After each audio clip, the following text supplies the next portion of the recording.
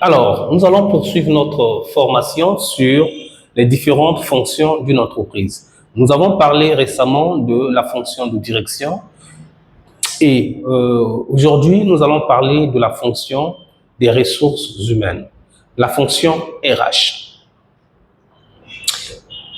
Une entreprise, pour fonctionner, a besoin d'un service qu'on appelle le service de la ressource humaine. Le service de la ressource humaine a principalement 4 missions. La première mission de la ressource humaine, c'est le recrutement. Je répète, la première mission de la direction des ressources humaines, c'est le recrutement. Le recrutement est une tâche essentielle, très sensible pour l'entreprise, parce que les enjeux du recrutement sont tels que recruter une mauvaise personne, une mauvaise compétence, pas seulement la compétence, une mauvaise compétence ou une mauvaise personne peut avoir des conséquences très négatives pour l'entreprise. L'entreprise, elle a besoin de la main-d'œuvre. Elle a besoin des compétences qui vont lui permettre de pouvoir atteindre ses objectifs. Et la ressource humaine, la direction des ressources humaines doit sélectionner les meilleurs candidats, les meilleures personnes qui viendront aider l'entreprise à pouvoir réaliser ses objectifs. Donc, la gestion des ressources, le recruteur ne va pas seulement se contenter de la fiche de poste, de ce que la personne peut faire, mais il doit aussi prendre en compte la personne qu'on va recruter. Voilà pourquoi on parle de qui pour faire quoi. Et on doit recruter qui et il viendra faire quoi. Qui, c'est le profil de la personne. Oui, vous pouvez être compétent, mais vous n'êtes pas, votre profil n'est pas le bon profil. Votre personnalité n'est pas le bon profil. Ce que vous êtes n'est pas le bon profil. Vous pouvez avoir toutes les compétences qu'il faut, mais vous êtes colérique. Et vous êtes par exemple chargé de clientèle, vous ne pouvez pas être colérique. Ce défaut est compliqué, est difficile à gérer. Sinon, vous allez tout le temps insulter les clients parce qu'il y aura forcément des clients qui sont compliqués, les clients difficiles, les clients qui vont vous mettre en colère. Donc, si vous êtes une personne colérique, vous voyez que ce défaut n'est pas compatible avec le métier de chargé de clientèle, par exemple. Donc, on ne va pas seulement voir, j'ai pris juste un élément, on ne va pas seulement voir ce que vous êtes en mesure de faire, mais on va voir également votre comportement, qui vous êtes, au fond. Est-ce que ce que vous êtes correspond avec ce que l'entreprise recherche?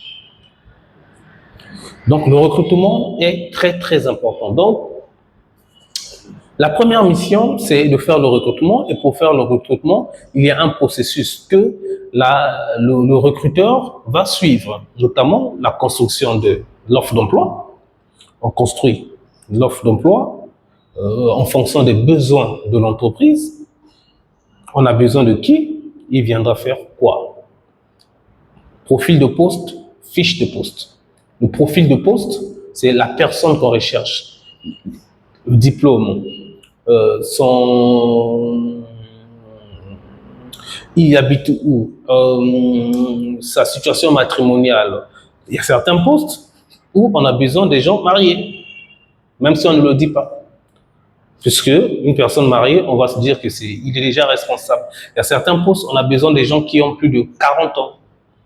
Donc vous voyez que ça, c'est le profil. Vous pouvez très bien faire le travail, mais vous avez 35 ans.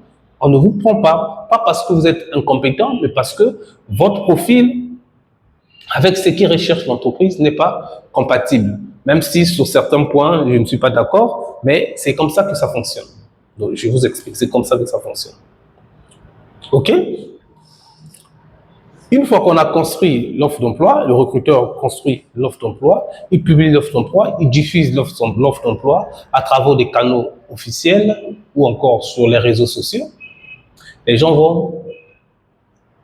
vont candidater, vont envoyer leur dossier. l'entreprise va filtrer et sélectionner les meilleurs candidats qui ont envoyé les meilleurs CV pour des entretiens. Après les entretiens, ceux qui vont réussir seront intégrés dans l'entreprise, seront embauchés et intégrés dans l'entreprise. Voilà la première mission des ressources humaines. La deuxième mission de la direction des ressources humaines, c'est la gestion des contrats de travail. Une fois qu'on a embauché une personne, il faut suivre son contrat de travail. Il faut faire en sorte que son contrat de travail soit conforme à la réglementation. Son contrat de travail doit être conforme au code du travail. Il faut suivre à quel moment il va débuter, de quel type de contrat s'agit-il. Il faut suivre à quel moment son contrat va finir. Si c'est un CDD, quelles sont les conditions de résiliation ou les conditions de renouvellement d'un CDD ou d'un CDI. Il faut le suivre. C'est ça la gestion des contrats de travail. Et c'est la mission de la direction des ressources humaines. La troisième mission de la direction des ressources humaines, c'est le paiement des salaires et des obligations sociales, la rémunération des salariés. En fonction du contrat, en fonction du travail, du profil de poste et du travail que la personne réalise, la direction des ressources humaines va calculer les salaires, traiter les salaires et puis demander le paiement des salaires. Les salaires avec les autres obligations sociales telles que la SNCS. OK? Le quatrième rôle de la direction des ressources humaines, c'est de faire en sorte que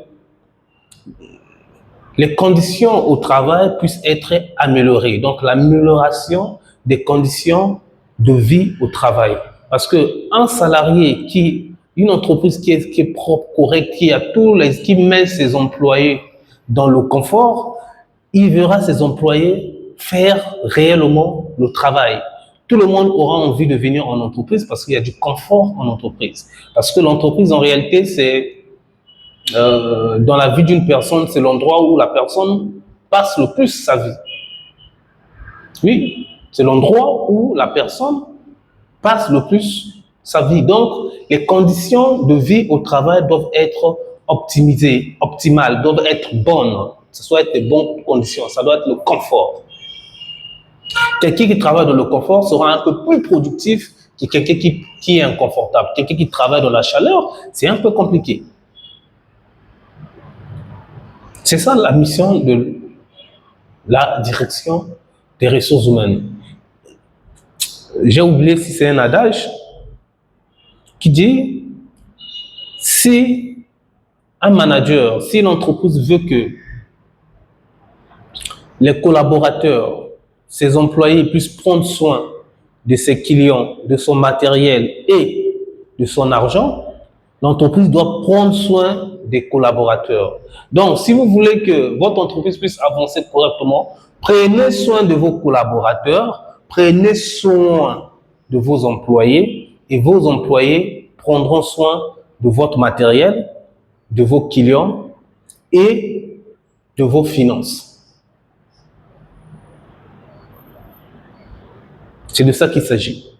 Donc, c'est la mission de la ressource humaine. OK? Voilà